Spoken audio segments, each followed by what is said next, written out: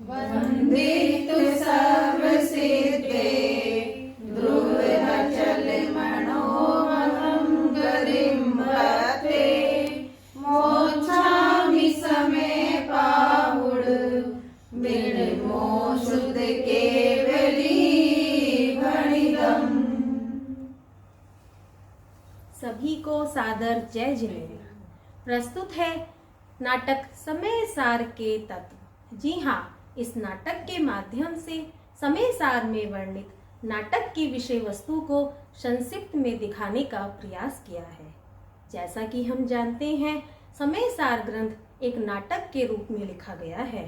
संसार एक रंगमंच है और विभिन्न तत्व पात्रों के रूप में प्रस्तुत किए गए हैं। इस नाटक के प्रमुख पात्र जीव राज हैं। शेष तत्व जीव की अवस्थाएं हैं। तो आइए देखते हैं जीव और तत्वों में संवाद। सर्वप्रथम नायक जीव राज प्रवेश करते हैं।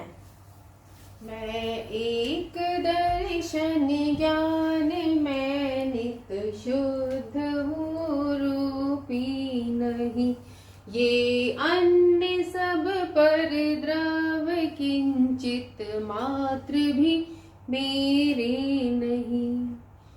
मैं ज्ञायक जीव हूँ, उपयोग मेरा लक्षण है। मैं अनंत गुणों का स्वामी और अनंत शक्तियों का स्वामी हूँ। मैं नव तत्वों से भिन्न एक शुद्ध ज्ञायक तत्व हूँ। तभी अजीव तत्व प्रवेश करता हुआ जीव से कहता है,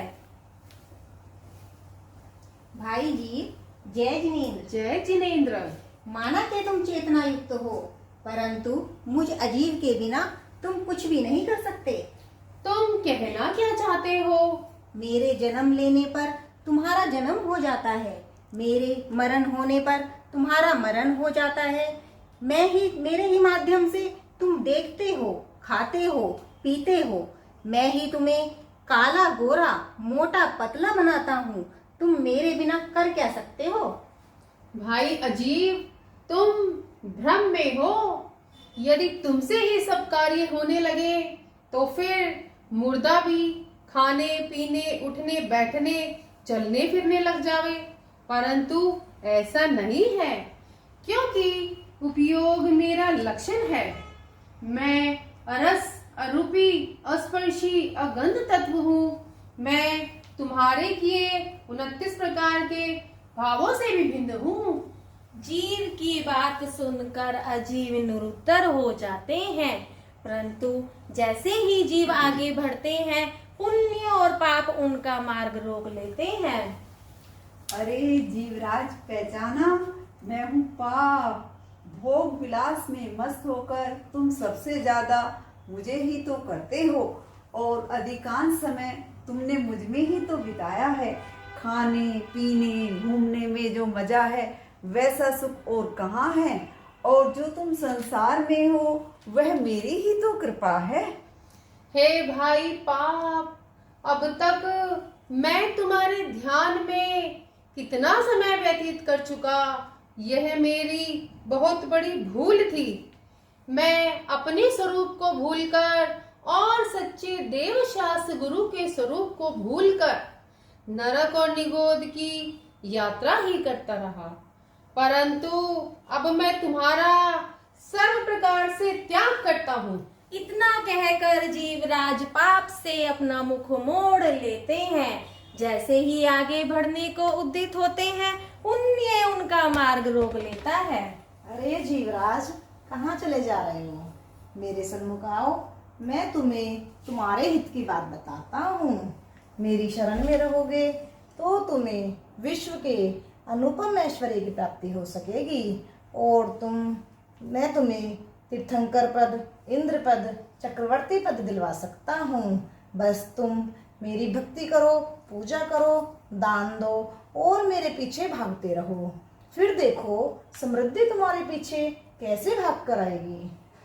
हे भाई पुण्य, आपका ये कथन अज्ञानियों को लुभा सकता है, मुझ ज्ञानी को नहीं।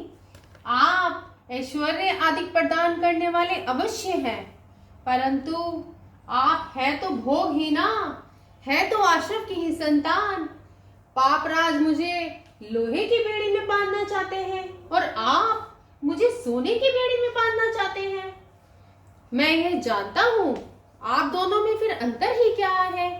अब मैं आपकी शरण में नहीं आऊंगा। पुण्य पाप भी कर्म जाति के जुड़वा भाई, दोनों ही है हे मुक्ति मार्ग में भाई। इस प्रकार पुण्य पाप से चर्चा करके जीव आगे बढ़ते हैं और मार्ग में उन्हें संवर भाई मिलते हैं। जीव भाई रुको, मुझे पहचाना, मैं आपका भाई संवर हूँ। मैं आपको आपके इच्छित मोक्ष महल में प्रवेश करवा सकता हूँ। और तो और मैं आपको आपकी बहन निर्जला से भी मिलवा सकता हूँ। हाँ भाई संवर, मैं आपका अभिनंदन करता हूँ। आप ही मुझे सही मार्ग पर बढ़ाते हो और मैं यह जानता हूँ कि आप ही मुझे मेरे लक्ष्य तक पहुँचाने में मेरी मदद करोगे। ऐसा कहकर जीवराज संवर के साथ आगे बढ़ते हैं और मार्ग में उन्हें निर्जरा मिलती है। हे भाई जी, कहाँ हो? बहुत दिनों से दिखाई नहीं दे रहे। हाँ बहन निर्जरा, पुण्य और पाप के साथ इतना व्यस्त हुआ कि तुम्हें भूल ही गया। हे भाई, ये पुण्य पाप होते ही ऐसे हैं, सभी को पथभ्रष्ट कर देते हैं। तुम्हारी गुण और शक्तियों को लूटने का प्रयास इन्होंने ही तो किया है। क्यों अरे बहन, क्यों चिंता करती हूँ? मेरी अनंत शक्तियों का कोई हरण नहीं कर सकता। मैं अपने ध्यान में लीन रहा, इसीलिए पुण्य और पाप मेरा कुछ नहीं बिगाड़ सकते। अब मैं अपनी ज्ञान वैरागी शक्ति को बढ़ाकर मोक्ष को प्राप्त करके ही रहूंगा। निर्जरा के साथ जीवराज अपना मार्ग प्रशस्त करने के लिए जैसे ही तेजी से आगे बढ़ते हैं और मार्ग के अंत में उन्हें अब मिलता है मोक्ष। आओ जीवराज, स्वागत है तुम्हारा। मैं हूँ मोक्ष, अनंत सिद्धात्मा, जिसका आश्रय लेते हैं और जो संसार से पार है वही मैं हूँ। देखो मुझे, मैं पूर्ण सुख की अवस्था हूँ। मेरा आश्रय करके तुम भी सुखी हो जाओगे। हे भाई मोक्ष, तुम्हारी इच्छा करने से या तुम्हें चाहने से सुखी नहीं मिल सकता, यह मैं जानता हूँ। परंतु आज तक जितने भी सिद्ध हुए हैं वे मुझसे ही तो हुए हैं। नहीं भाई मोक्ष, जो स्वयं का आश्रय लेता है वही परम सुखी होता है। मैं परम पारिणामिक तत्व हूँ, शुद्धात्म तत्व हूँ, मैं ही समय सार हूँ। वाह भाई जीव, तुम ही सच्चे मोक्ष अधिकारी हो। अब मुझे किसी अधिकार की चाह नहीं। मैं द्रव्य कर्म, भाव कर्म और नौ कर्म से रहित स्वयं कारण समय सार हूँ। अब मैं निर्विकल्प अवस्था के साथ अनंत काल तक आनंद रस का पान करूंगा। सर्व पर्यायों से पार मैं शुद्ध भगवान आत्मा ही हूँ।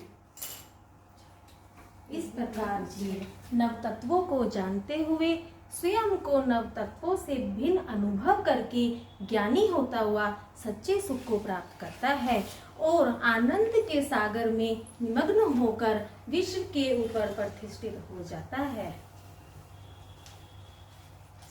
सच्चा